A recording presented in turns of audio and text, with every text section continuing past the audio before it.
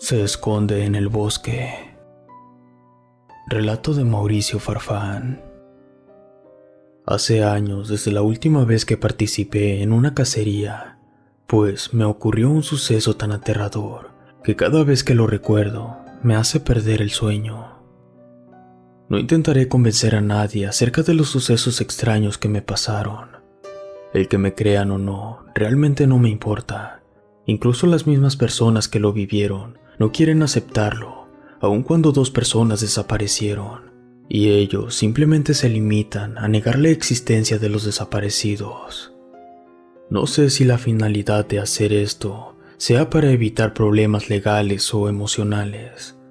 Realmente, como dije, poco me importa el que crean o no.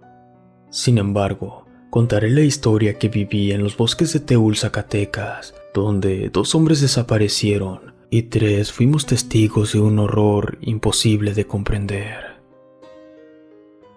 Como les contaba, un grupo de amigos solíamos juntarnos. Como nos gusta acampar y la aventura, preparamos un grupo de caza, y como se pueden imaginar, este pasatiempo no es barato, por lo que solíamos salir solamente una vez cada 2 o 3 meses. Al principio lo hicimos en lugares cercanos.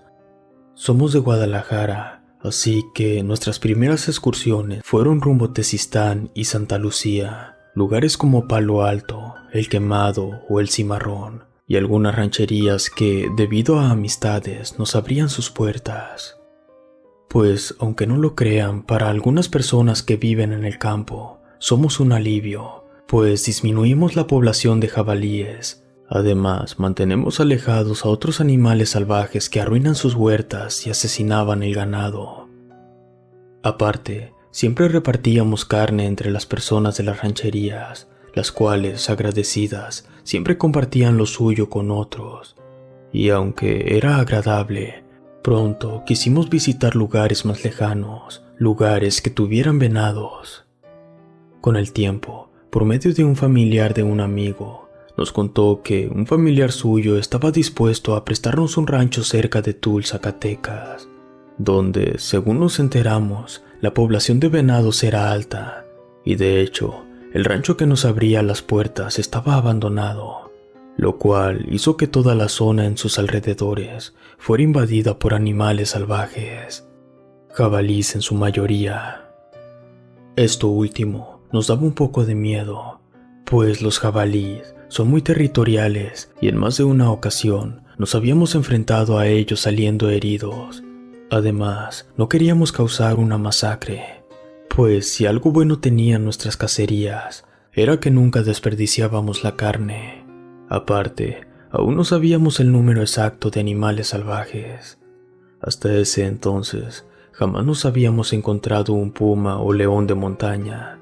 Créanme que, aún en un campamento bien armado, el sonido de los pumas en las noches es algo que aterra bastante, ya que una cosa es disparar a una presa y otra muy diferente, disparar a un animal que te considera su presa.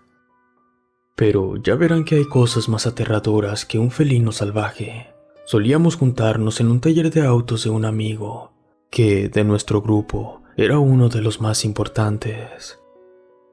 He decidido cambiar sus nombres para evitar problemas con ellos, así que digamos que el dueño del taller es Lalo. Es el que tiene facilidad para conseguir buenas escopetas y municiones, además que su camioneta está adaptada para andar en la sierra. El que consigue los permisos de cacería y los cintillos de la Semarnat es Julio, una persona que de entre todos es el mayor, pues ya pasa los 50 años. Pero es el que más experiencia tiene en esto de la cacería. En tercer lugar estoy yo, ya que soy el que tiene el vehículo más grande, y al igual que Lalo y Julio, cuento con mi permiso de portación de armas. Después de tomar la decisión de viajar a ese rancho a Teúl, preparamos todas las cosas necesarias para el viaje. He de confesar que desde un principio algo me decía que no fuera. El que el rancho estuviera abandonado me daba mala espina. De niño, crecí en casa de mi abuela, quien siempre me contaba historias aterradoras que había vivido de niña en un rancho de Zacatecas. que por cierto no estaba en Teúl, sino en García de la Cadena. Según me contaba, abandonaron la finca porque estaba embrujada, y aunque decía que al principio ocurrían cosas que realmente no eran tan difíciles de sobrellevar, los fenómenos paranormales fueron de mal en peor, hasta que terminaron tan mal como para hacer huir a los patrones y a todos los trabajadores con ellos. Recuerdo mucho que la abuela me contaba que en la entrada de la casa donde vivía colgaban bicicletas y de repente en la noche comenzaban a pedalear solas, cosa que a mi abuela, quien era una niña en ese entonces, le aterraba muchísimo, pero como me contó después, el que los objetos se movieran solos no era algo con lo que no se pudiera lidiar. Pero no fue este tipo de suceso lo que los hizo huir a Guadalajara, sino que en una temporada se empezaron a desaparecer los hijos de unos peones y por más que los estuvieron buscando nunca los encontraron. Algunos peones decían que habían visto unas luces que se los habían llevado. Al final entraron en histeria colectiva y decidieron huir de inmediato. Recuerdo que mi abuela solía recalcarme mucho que tuviera cuidado en los lugares más profundos de la sierra o de los bosques, ya que ahí viven criaturas que el hombre jamás ha visto. Pero bueno, con todo y mal presentimiento, decidimos salir un viernes en la mañana. Iríamos 12 personas en 2 camionetas y aparte, todo el equipo de campamento y cacería.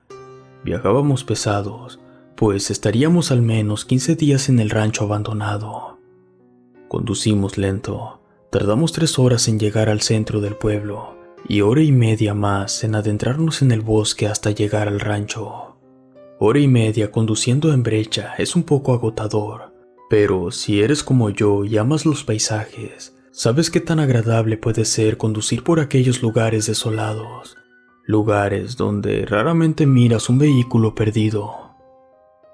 Después de un largo tramo, llegamos hasta la ubicación.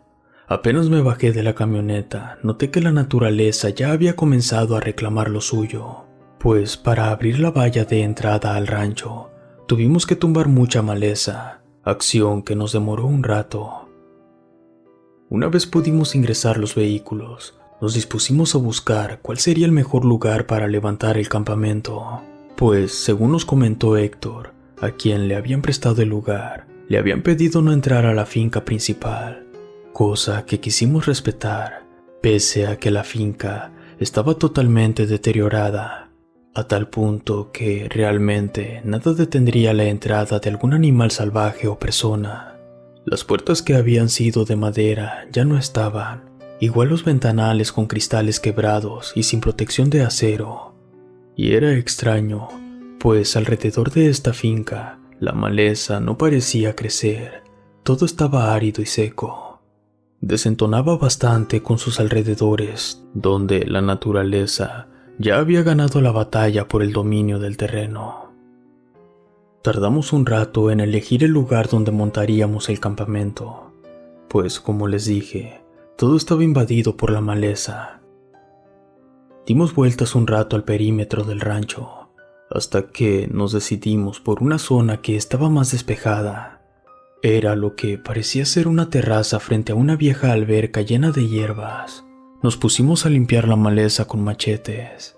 Una vez que despejamos el terreno, nos dividimos en 2 grupos. Un grupo levantaría las casas de campaña y 5 hombres irían conmigo a buscar leña. Uno de ellos era Héctor. De hecho, no tuvimos que caminar mucho para recoger la leña. Yo caminaba armado, pero aún así tenía miedo de que en el camino nos encontráramos en el territorio de jabalíes. Pues, como les dije, suelen ser muy territoriales y dudo mucho que una sola escopeta eliminara a todo un grupo. Por suerte, mi temor no se cumplió.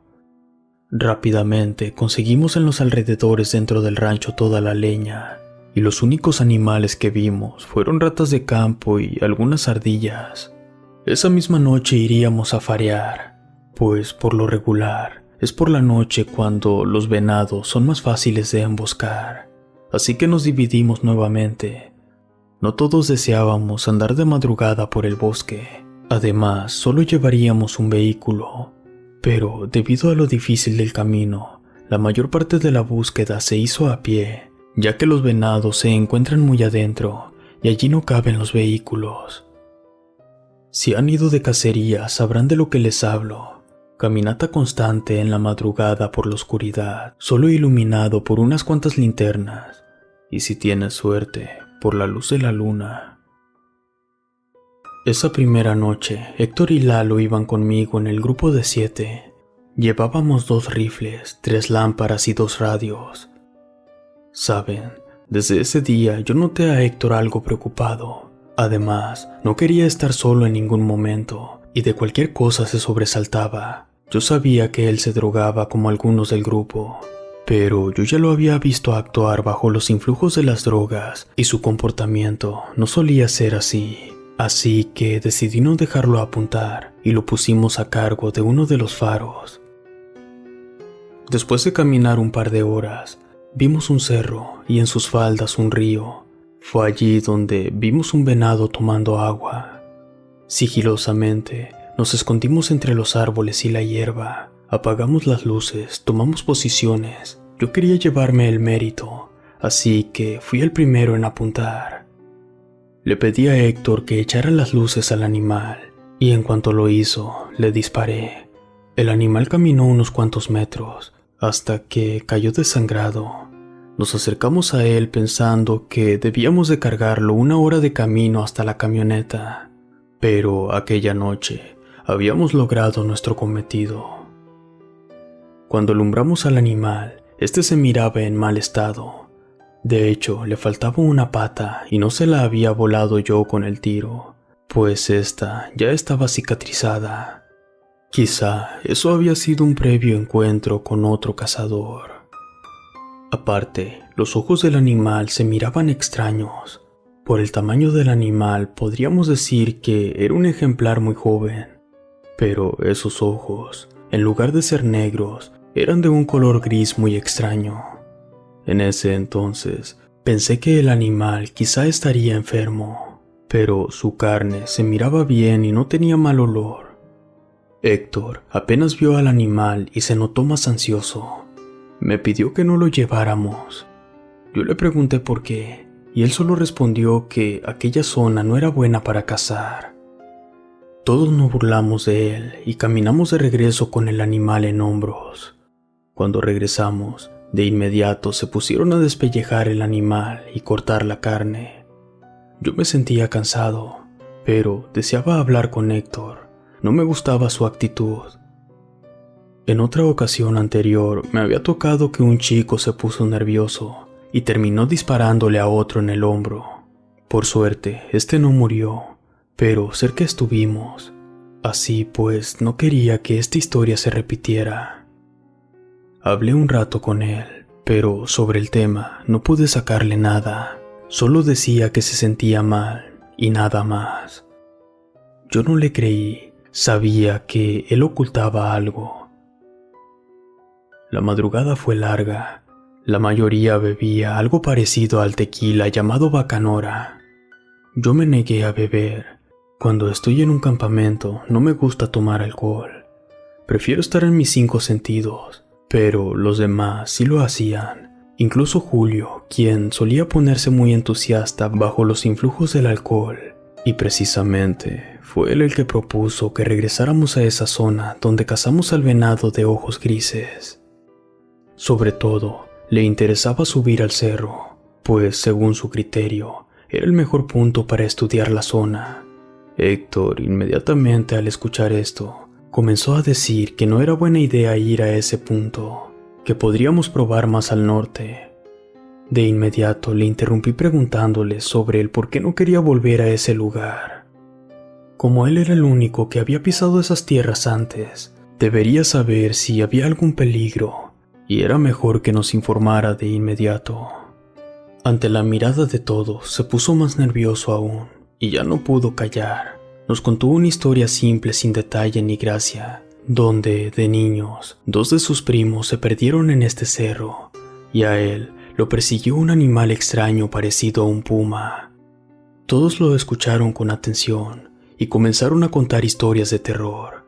Yo me fui a dormir, pues estaba decidido a investigar esta zona en cuanto hubiera luz.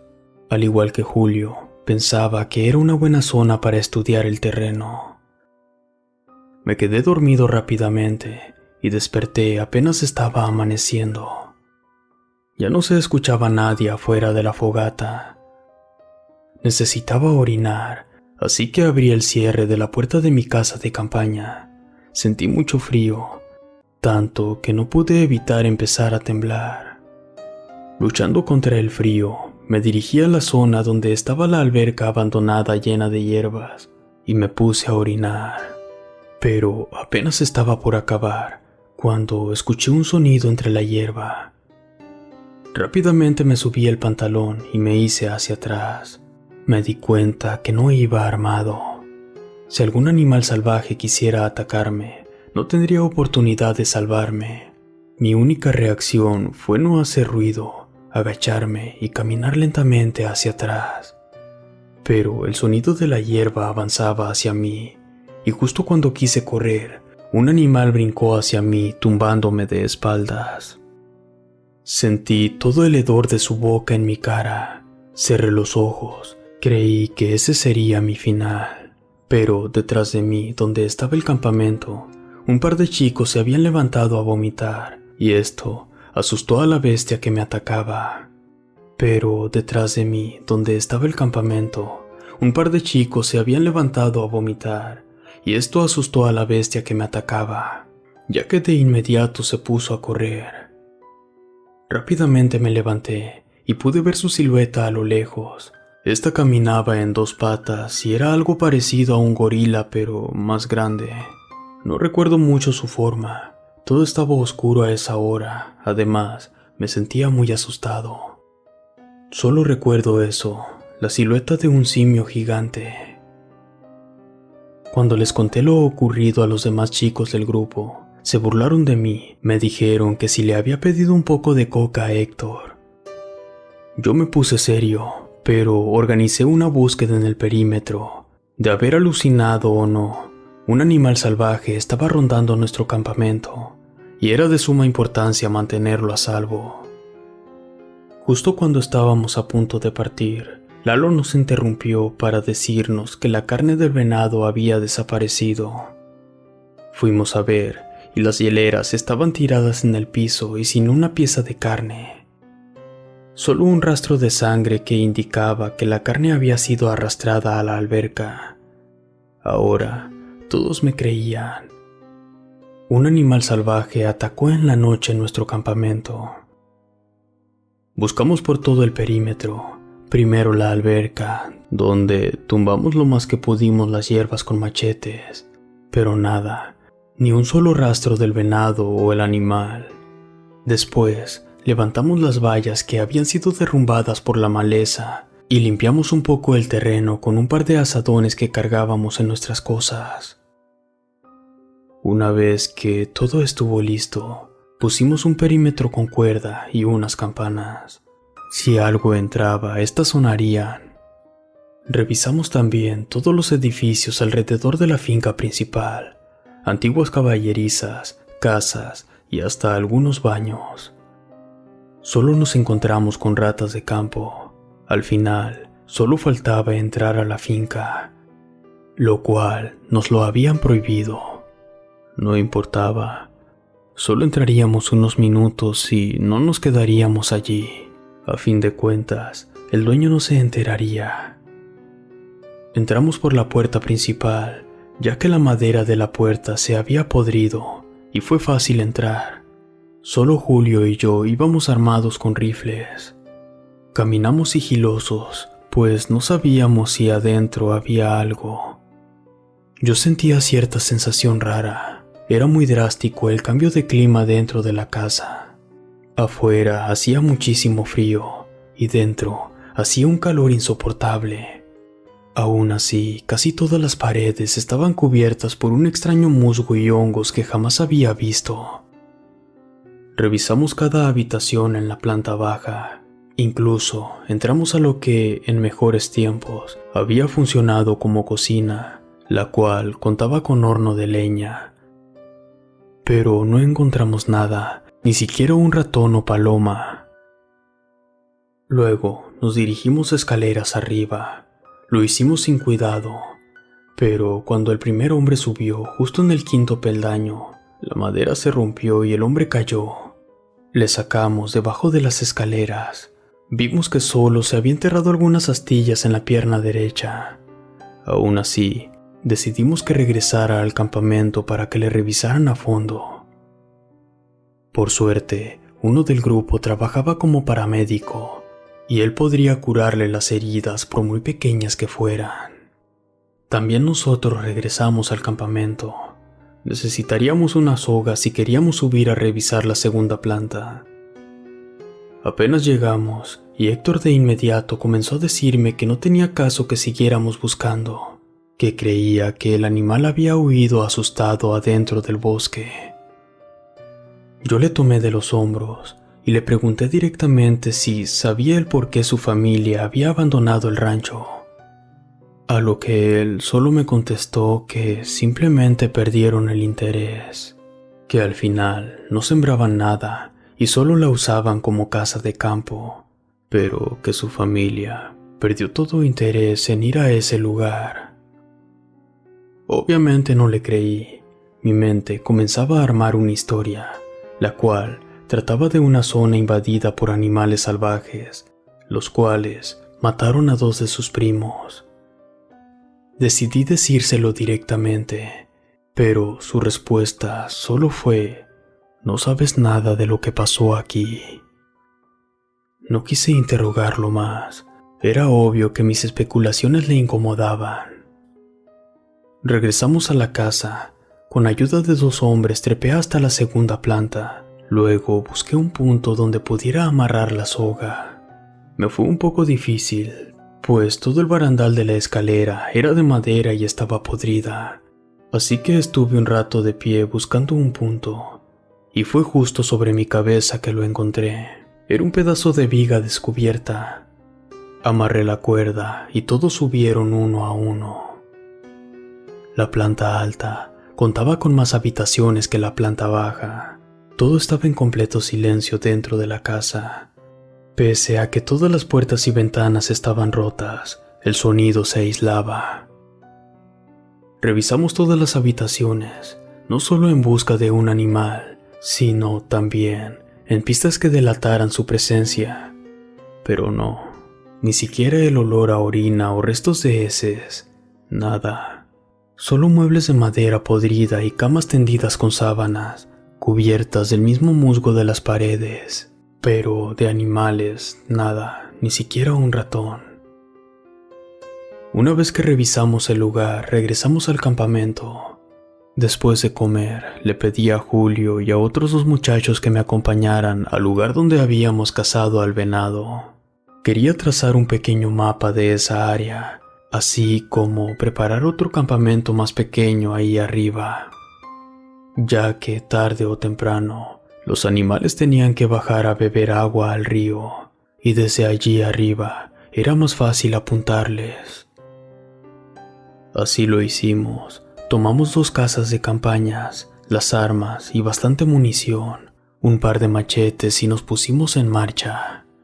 Recordaba bien el camino, una media hora en camioneta y otro rato a pie. Dejamos estacionada la camioneta en una arboleda donde ya no pueden entrar vehículos. Caminamos un rato y llegamos al cerro. Después nos pusimos a buscar un camino o una brecha, cosa que no resultó tan difícil, pues apenas cruzamos el río y notamos que se abría una brecha por el lado derecho del cerro. Así que nos adentramos de inmediato. Justo cuando íbamos a medio camino, a lo lejos, vimos un par de jabalís. Rápido, Julio y yo apuntamos con los rifles, vimos bien la mirilla, y tumbamos a uno de un tiro limpio en la cabeza. Al otro solo le pasó rozando una pierna. Este empezó a correr y a chillar, pero lo perdimos de vista. Nos acercamos a ver el cadáver. Estaba muy gordo. les indicamos a los dos muchachos que nos acompañaban que regresaran con el animal al campamento. En lo que nosotros buscábamos al otro animal, no iría lejos antes de desangrarse. Julio y yo seguimos avanzando con rifle en mano. A lo lejos vimos un lodazal. Pensé lo peor, y así fue. Apenas unos segundos cerca del lodazal, ya teníamos al menos una docena de cerdos salvajes lanzándose contra nosotros. Corrimos cuesta abajo, y casi por instinto nos subimos a unos cedros enormes. Si nos hubiéramos tardado un poco más de tiempo en treparlos, nos hubieran lastimado con sus colmillos, y quizá no estaría contando esta historia. Julio y yo contábamos con suficiente parque para matar al menos a la mitad de los cerdos, pero cuando te encuentras en una situación así no piensas con claridad, por lo que solo matamos lo que nos permitió la carga que traíamos en los bolsillos. Pero esto no asustó a los demás jabalíes, que continuaban agresivos debajo de nosotros. Realmente no sé por qué no se me ocurrió sacar el parque de mi mochila. Además, en ese momento me di cuenta que los dos chicos se habían llevado el radio. Me maldije. Estuvimos mucho tiempo sobre los árboles. Julio y yo nos preguntábamos qué haríamos, porque cuando oscureciera sería más difícil bajar, y no sabíamos si todavía rondaban más cerdos. Recuerdo que Julio me gritó que sacara el demás parque de la mochila, cosa que hice de inmediato, pero debido a la posición que estaba y al tamaño de la mochila, estúpidamente se me cayó. Escuché a Julio maldecir. Los cerdos corrieron debajo del árbol y regaron todas las balas. La desesperación me invadía. Casi estuve a punto de brincar y enfrentar a los cerdos a machetazos. Justo me estaba convenciendo de hacerlo, cuando vi a los jabalíes olfatear en dirección contraria a nosotros. Estos comenzaron a chillar y a correr hacia la parte más baja del cerro. Era como si algo invisible les hubiera asustado. Aprovechamos la oportunidad y bajamos de los árboles. Intenté recuperar todas las balas, pero al menos hubo 12 que no logré encontrar. Julio pidió que siguiéramos cerro arriba, pues si volvíamos por la misma brecha, nos encontraríamos de nuevo a los jabalíes, y según él, una vez saliendo de su territorio, dejarían de seguirnos. Mientras más nos acercábamos a la punta del cerro, que más bien parecía meseta, pues a lo lejos se veía plano en su punta, era un terreno más seco y árido. De hecho, la tierra se veía como quemada, y entre más subías, menos vida encontrabas. Julio y yo pensamos que era un buen punto a favor. No habría mucho que limpiar para poder montar el campamento. Cuando llegamos a la cumbre, encontramos algo sorprendente, algo que hoy en día Julio y los demás niegan haber visto. Era un círculo de piedras talladas con extraños símbolos de un posible origen prehispánico. Una de estas piedras al menos tenía 1,5 metros de altura, y más allá, la entrada a una cueva. Julio y yo solo la revisamos superficialmente. Yo imaginé de inmediato que quizá los primos de Héctor se cayeron dentro y nadie los rescató. Fue por eso que abandonaron el rancho, pero estaba equivocado. Regresamos al rancho. De camino, rodeamos el lugar donde habíamos visto a los jabalíes, pero justo al llegar al río, los volvimos a encontrar, pero esta vez muertos. Eran al menos unos 15 cadáveres. Nos acercamos a ellos pensando que quizá los muchachos del campamento se habían encontrado con ellos y les dispararon. Pero examinándolos, no mostraban heridas de bala. De hecho, todos estaban abiertos con las vísceras de fuera dentro del canal, como si los hubieran rajado uno a uno con una navaja.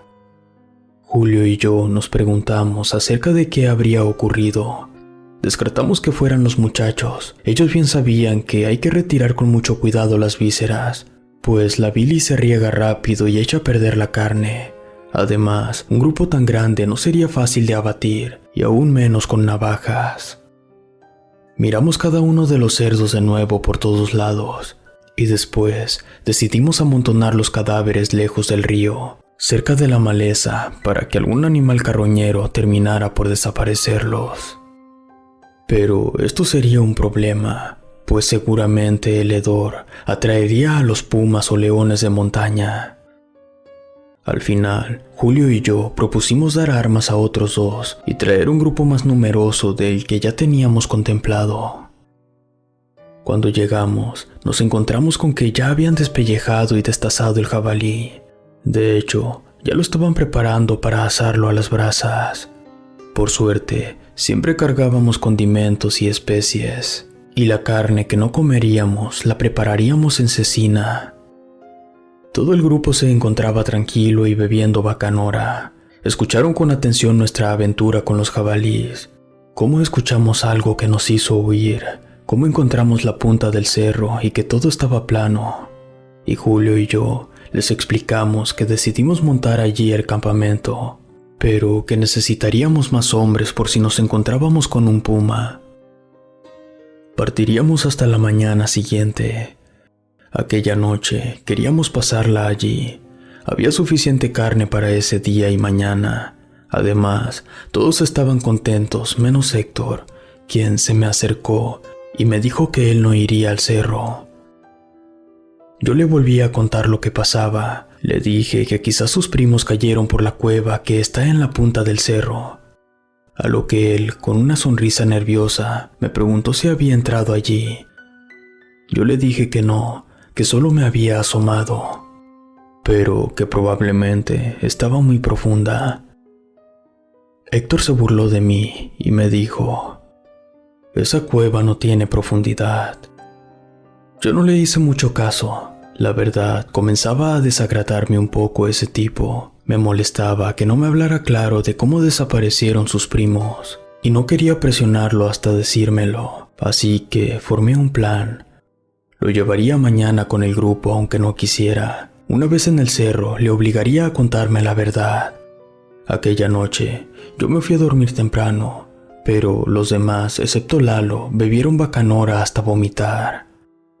Yo les había dicho a los demás que en cuanto se fueran a dormir, montaría guardia, pues aún no había quedado resuelto el incidente con el animal que me atacó, quien pensábamos se había robado la carne de venado.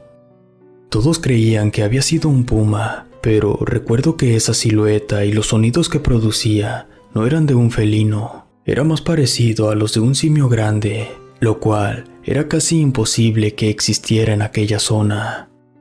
Aunque todo era posible, en ese entonces imaginaba que quizá algún rancho cercano pudiera alojar animales exóticos, y bien se le pudo haber escapado uno.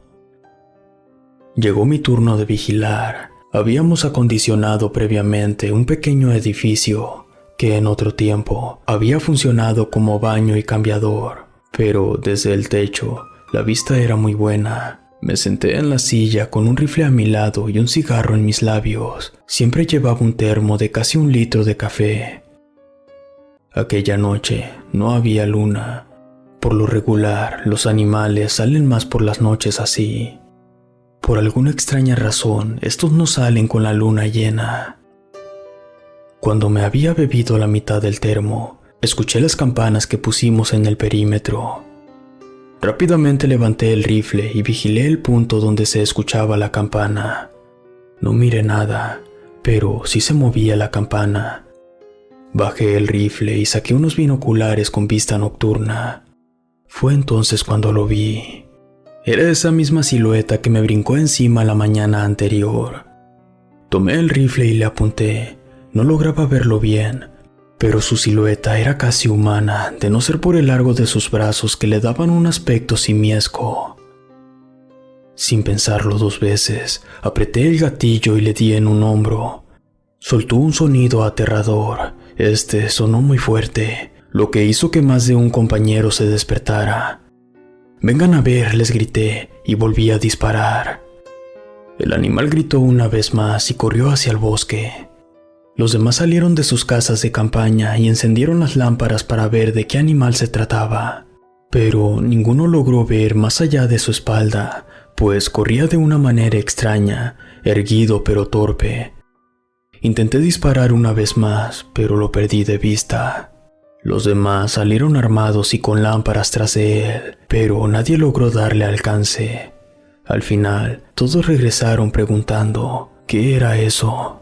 Otros afirmaban que era un gorila. Pero yo, que fui el que mejor lo vio, les dije que los gorilas no tenían ese tamaño. Pero fuera lo que fuera, medía más de 2 metros y no tenía pelo. Todos intentamos seguir el rastro de sangre, pero este desaparecía después de un par de kilómetros. Nos dimos cuenta que tomaba camino hacia el cerro donde habíamos levantado las bases del segundo campamento. Decidimos regresar. Parecía paranoico, pero inmediatamente le pregunté a Héctor que si sabía algo acerca de lo que estaba ocurriendo. Él no me quiso contestar, solo lloraba y decía que no sabía, además de afirmar que él era muy niño cuando estuvo en ese lugar. No le creía, no era normal que se pusiera así de histérico, pero ante la presión de los demás, decidí dejarlo en paz. Como no lograríamos dormir, decidimos partir una vez más en busca del segundo campamento. 7 hombres subiríamos en camioneta. Con suerte, la bestia se habría desangrado y la encontraríamos de camino al campamento en el cerro. Pero al menos todo el tramo que estuvimos en la camioneta, no vimos señas. Bajamos de la camioneta para seguir a pie, luego seguimos hasta el río. Suena sencillo, pero realmente es 1 hora de camino hasta llegar al río, y aún estaba oscuro. Íbamos iluminando el paso, el cual comenzaba a marcarse después de las anteriores incursiones. Cruzamos el río, luego pedí que iluminaran el lugar donde Julio y yo habíamos amontonado a los jabalíes, pero estos ya no estaban. Solo había un par de cabezas y huesos. Supuse que habían sido devorados por coyotes, pumas o hasta buitres. Seguimos caminando, no sin antes contarles a Lalo, Héctor, quien venía quejándose, y a los demás, que Julio y yo habíamos amontonado allí los cadáveres de los jabalíes que encontramos muertos. Lalo nos dijo a todos que tuviéramos cuidado, pues era muy probable que nos encontráramos a un gatote. Nadie lo tomó a broma y seguimos caminando. Cuando llegamos al punto donde Julio y yo habíamos levantado una casa de campaña, todos quedaron sorprendidos por las rocas con símbolos, menos Héctor, quien permanecía de espaldas y se mordía los labios. No dudaba ni un poco que estuviera súper drogado. Uno de los chicos que nos acompañaban era estudiante de antropología en UDG, y fue el que quedó más maravillado aún. Nos contó que existía muy poca información de las tribus que habitaron aquellas zonas, pero que por lo regular lugares así solían ser usadas como observatorios o como lugares de cultos a dioses antiguos. Apenas escuchó Héctor el discurso, cuando se giró bruscamente y nos pidió que nos fuéramos. Intentamos calmarlo, pero lo único que logramos fue alterarlo más. «No se acerquen a la cueva», nos gritaba. Lalo se enojó y le advirtió que si no se calmaba, lo dejarían volver solo al campamento. Al final se tranquilizó un poco y se quedó sentado en una enorme piedra fumando un cigarrillo. Los demás levantamos las casas de campaña. Una vez hecho esto, la curiosidad de ver dentro de la cueva nos ganó. Así que tomamos las lámparas, un par de escopetas y nos pusimos a mirar. Tal como dijo Héctor, la cueva no tenía profundidad. De hecho, era muy angosta, pero ante nuestra sorpresa, encontramos unos grabados en las paredes, pinturas antiguas a las que no les encontramos forma de primera mano. Hasta que nuestro compañero estudiante de antropología encontró un patrón en los dibujos. La pintura mostraba las piedras que estaban en la entrada de la cueva y lo que parecían indígenas a su alrededor adorando a una especie de dios antiguo. Este se encontraba justo en medio del círculo de piedra. Él nos confirmó que quizá aquel cerro habría servido como un tipo de centro de culto o algo así. Decidimos entrar para ver bien. y justo acabábamos de entrar cuando todos escuchamos a Héctor gritar. El primero en salir de la cueva fui yo con el rifle en mano, y lo único que alcancé a ver fue que algo arrastraba cerro abajo a Héctor, quien gritaba. Les dije que no se metieran a la maldita cueva. Corrí para intentar ver qué lo arrastraba, pero justo cuando estuve a punto de alcanzarlo, otro gritó detrás de mí. Escuché un par de tiros y en lo que giré la cabeza, Héctor estaba demasiado lejos como para alcanzarlo. Apunté con el rifle y vi la misma silueta a la que había disparado antes. Intenté dispararle, pero era difícil hacerlo sin darle a Héctor también. En eso, escuché a Lalo gritarme por ayuda, así que regresé corriendo hasta el círculo de piedras. A mi lado pasaron corriendo los demás chicos del grupo, incluso el estudiante de antropología. Al llegar a la cueva, solo me encontré a Lalo apuntando con su rifle al techo de la cueva. No hay nada que podamos hacer, me dijo, y corrimos dejando todas las cosas atrás. Cuando llegamos a la camioneta, le pregunté sobre lo que había pasado. Él solo me dijo que en el techo apareció esa criatura a la que le disparé. Tomó al chico por la cabeza y desapareció al fondo de la cueva. Yo le pregunté que cómo era eso posible. Me respondió que no sabía, pero que un chico al escuchar los gritos de Héctor comenzó a sangrar de la nariz, que todo había pasado tan rápido. Solo recordaba que el tamaño de la cueva había cambiado, y cuando menos lo esperaban, la criatura ya estaba sobre el chico que le sangraba la nariz. Yo le dije que debíamos de calmarnos, ya que por lo vivido podríamos ver cosas que no eran, pero que lo mejor sería resguardarnos en el campamento y en la mañana organizar una búsqueda. Lalo me miró y me dijo que yo podía hacer lo que quisiera, pero que él y los chicos se irían inmediatamente. No volví a dirigirle la palabra durante todo el camino de regreso. Ni siquiera cuando después de 20 minutos de conducir nos encontramos a los chicos que habían huido. Les indiqué que subieran. Se veían asustados, pero no quise hablarles del tema. En verdad, no deseaba irme. Estaba obsesionado con las extrañas criaturas de la cueva y aún tenía la esperanza de encontrar a los desaparecidos, vivos o muertos. No le ayudé a recoger el campamento. Si me quedaba, lo haría a la intemperie, pues mi casa de campaña quedó en el segundo campamento. Me quedé sentado afuera de la puerta de la finca central del terreno, y el estudiante de antropología se acercó a mí, mientras todos se amontonaban en la camioneta de Lalo. Me pidió que los acompañara. Yo le dije que no, que quería buscar a las bestias al menos una vez más. Me volvió a pedir que nos fuéramos, pues me aclaró que todo de lo que acabábamos de ser testigos no tenía explicación lógica, que hasta donde sabía, estas criaturas no pertenecían a este mundo. Recuerdo bien sus palabras. Los antiguos habitantes tenían conocimientos incomprensibles para nosotros. No sabemos si uno de esos conocimientos pudo atraer a seres de otra dimensión. Sé que suena loco, pero después de lo que vimos en la cueva, puedo atreverme a afirmar cualquier cosa. Después de decirme esto, me pidió una última vez que nos fuéramos. Le dije que no, que después los alcanzaría. Los vi irse rápido, no sé cómo le hicieron, pero todos cupieron en una sola camioneta. Yo me fumé un par de cigarros tratando de trazar un plan. A pesar de que tomé una decisión apurada, tampoco quería lanzarme en el calor del momento en medio de la noche ante lo desconocido. Al final, decidí pasar la noche dentro de la finca. Total, ya no estaba Héctor, quien nos lo prohibía. Busqué una habitación que no tuviera ventanas. La limpié un poco. No quise meter la mano al musgo de las paredes. Con un ropero que encontré en otra habitación, tapé la entrada. Puse mi bolsa para dormir y dormí un par de horas. Y en realidad no sé cómo hice para dormir con esos niveles de adrenalina.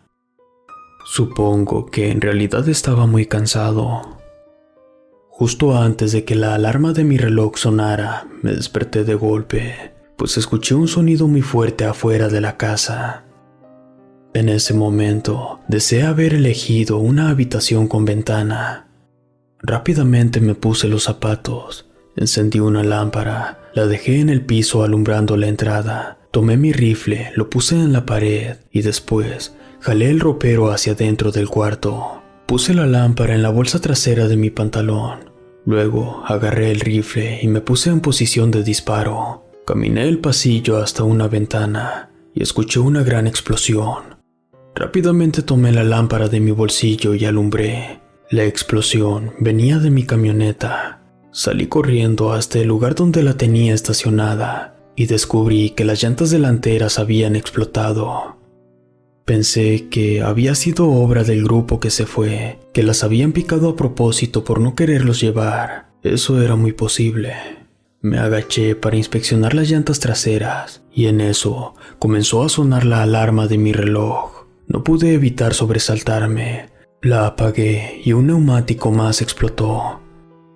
Solo quedaba una llanta buena y era imposible regresar al pueblo así.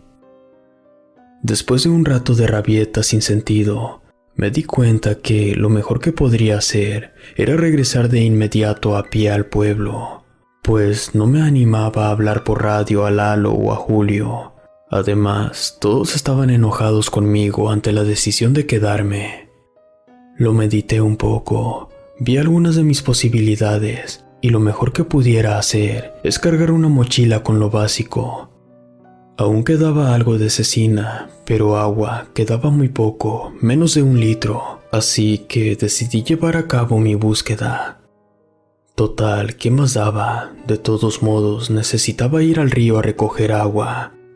Sé que quizá piensen que habría sido más sencillo haber llamado por celular a Protección Civil, pero si han ido a esos lugares, saben que la señal está muerta, así que durante esa aventura, solo contaba con mi instinto y mis herramientas de supervivencia. Es muy fácil perderse en el bosque, sobre todo cuando se está solo, pero en ese momento no me dejaba vencer por el miedo, y en cuanto tuve lista mi mochila, partí rumbo hacia ese lugar. Llegué al río justo cuando el sol se encontraba con más fuerza. Bajé la mochila y saqué las botellas que llenaría. Después crucé el río, pasé por un lado donde estaban los restos de los jabalíes muertos, pero lo poco que había quedado casi había desaparecido. Aún estaba el par de cráneos a la mitad. Me acerqué y de un pisotón quebré la quijada de uno de ellos. Recogí un par de colmillos y los guardé en mi mochila. Si salía vivo, quería un recuerdo más allá del trauma. Subí el cerro a buen paso, aunque descuidado, tanto que olvidé rodear la zona donde nos atacaron los jabalíes, pero para mi suerte no me encontré con ninguno. Llegué a la cima y para mi sorpresa seguía en pie, intacto. En ese momento me sentí estúpido. ¿Qué pelea pudiera ofrecer yo solo contra aquello que no pudimos derribar en grupo? Pensé en que sí debía haberme ido con los demás. Sentí un gran arrepentimiento, a tal punto que me tiré al piso y comencé a reír de desesperación. Miles de pensamientos me invadieron. Escuchaba en mi cabeza la historia de la desaparición de los primos de Héctor, las creencias de las que me habló el estudiante de antropología. No podía dejar de pensar en que todo estaba ligado de alguna manera, pues quizá los antiguos habitantes tenían otro tipo de conocimientos que en esta época podrían ser considerados malignos. Estando tirado, escuché un grito dentro de la cueva. Me puse de pie y seguí el eco. Encendí la lámpara y entré a la cueva. Miré las mismas pinturas, pero el espacio seguía igual de angosto como la primera vez. Alumbré el techo y no había nada. Después, alumbré hacia abajo al agujero. Fácilmente cabría un hombre. Metí la mitad de mi cuerpo adentro. Olía horrible. Estuve a punto de vomitar cuando otra vez escuché un grito. Era la voz de Héctor. Me quité la mochila, me metí al túnel y me arrastré hacia adentro. Sentía cómo las piedras y algunas raíces se me encajaban en la piel. No sé cuánto tiempo me estuve arrastrando. pero cuando menos lo esperé, caí al piso de cara. El rifle y la lámpara rodaron unos cuantos metros delante de mí. Inmediatamente me estiré y tomé la lámpara, y rápido busqué mi rifle. Escuché un grito casi frente de mí, por lo que iluminé de inmediato por donde provenía el ruido. Frente a mí estaba Héctor. Le faltaba una pierna, pero no sangraba. Él apenas me vio y dijo: «Imbécil, les dije que no se acercaran a este cerro». Yo intenté calmarlo. Le dije que podría salvarlo, a lo que él me contestó que en este punto no podría salvarme ni yo mismo. Iluminé a los lados donde estaba tirado Héctor. La cámara parecía estar bien edificada. Vi un par de pilares que sostenían la bóveda, los cuales estaban tallados con figuras parecidas a las de las antiguas civilizaciones como la olmeca o azteca, pero con cierto aire diabólico. Busqué el rifle y me acerqué a Héctor y agresivamente le pregunté si sabía qué eran esas criaturas que nos habían atacado, a lo que él me contestó: «No lo sé, son las mismas criaturas que se llevaron a mis primos cuando éramos niños. Nuestro abuelo solía prohibirnos alejarnos del rancho, sobre todo nos prohibía acercarnos a este cerro. Siempre decía que guardaba algo maligno en su interior, pero nunca lo escuchamos. Un día de niños venimos al cerro, luego subimos, entramos a la cueva y ellos desaparecieron. Yo regresé corriendo al rancho. Buscaron a mis primos todo un mes, pero la gente del pueblo siempre se negaba a acercarse al cerro. Fue leyenda entre la gente el que las personas desaparecían aquí. Yo volví a preguntar presionándolo sobre esas criaturas, pero solo respondió que no sabía y rompió en llanto. Después se desmayó. Sabía que no lograría salvarlo. No había manera de sacarlo. Además, no sabía cuánta sangre había perdido. Probablemente hubiera muerto antes de cruzar el río. Ahora, el problema era encontrar la manera de que yo saliera de este lugar, pues el túnel por el que caí estaba como 2 metros por encima de mí. Así que intenté buscar alguna piedra o algo en que subirme para poder alcanzar el agujero.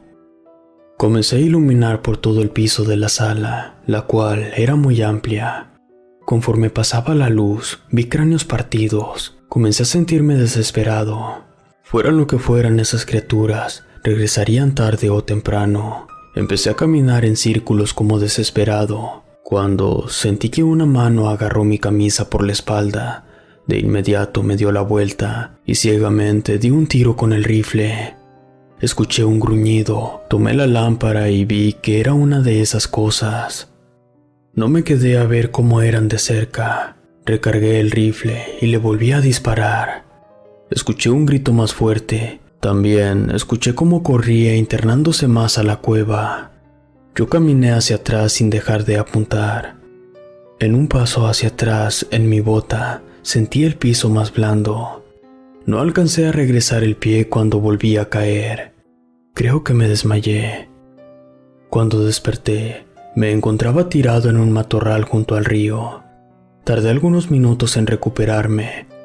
Afortunadamente, no tenía más que unos raspones. Me senté tratando de recordar lo que había ocurrido. Luego localicé el rifle y la lámpara. Me puse de pie, tomé el rifle, pero la lámpara no, porque estaba hecha a añicos. No entendía cómo al haber caído desde arriba seguía vivo. Pero la respuesta apareció ante mis ojos. Un matorral escondía otro agujero. No quise asomarme, pero deduje que detrás habría otro túnel como el que me llevó a la cámara debajo de la cueva. Regresé sobre mis pasos y puse marcha de nuevo al rancho, pues ya estaba oscureciendo y no tenía el más mínimo deseo de seguir en aquel maldito lugar. Pasé la noche dentro de mi camioneta con un frío terrible, y aunque estaba asustado, nada más ocurrió esa noche. A la mañana siguiente, tomé camino por toda la brecha que llevaba hasta el camino que conducía al pueblo. Afortunadamente, siempre guardo una lámpara de emergencia en la guantera. No sé por cuánto tiempo estuve caminando, pero la oscuridad llevaba ya un par de horas siguiéndome. No quería pensar en nada, solo caminaba con la cabeza abajo, hasta que, de repente, unos faros me aventaron las luces altas. El vehículo se detuvo. El conductor era un señor de más de 70 años, que muy amablemente me ofreció llevarme hasta el pueblo. Intentó interrogarme un poco, pero me limité a mentir. Le dije que estábamos acampando y me perdí. Él me comentó que no me recomendaba acampar por esa zona, pues cerca del río hay un cerro donde muchas personas han desaparecido. Yo fingí no saber nada y solo lo escuché todo el camino. El señor amablemente me permitió usar su teléfono. Le hablé a una de mis hermanas y conseguí que me enviara dinero por medio de un Oxxo. Inmediatamente pagué un transporte a Jalisco. Hace ya un tiempo de todo lo que me ocurrió en Zacatecas. Jamás hice nada por recuperar mi camioneta, y las pocas veces que he ido a visitar a Lalo a su taller, me encuentro siempre la misma respuesta. Nada ocurrió. Héctor no existe. Lo mismo sobre el otro chico que desapareció. Es el mismo argumento que me ofrecen todos los demás, incluso Julio, quien sigue organizando cacerías.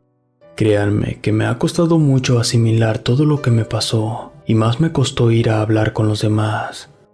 Hasta ahora no les he querido volver a visitar. Siento algo de rencor hacia ellos, como les dije en un principio. Quizás negarlo sea la manera más fácil de superar lo ocurrido, pero no para mí. En fin, creo que esas criaturas se comieron a Héctor y al otro. También creo que aún esa maldad sigue allí dentro del cerro. Quién sabe, yo por mi parte, jamás volveré a pisar terrenos desconocidos. Relato escrito y adaptado por Mauricio Farfán. Si quieres escuchar más relatos de este autor, te dejo sus redes sociales en la descripción y comentarios. Y para más videos como este, suscríbete y activa la campanita.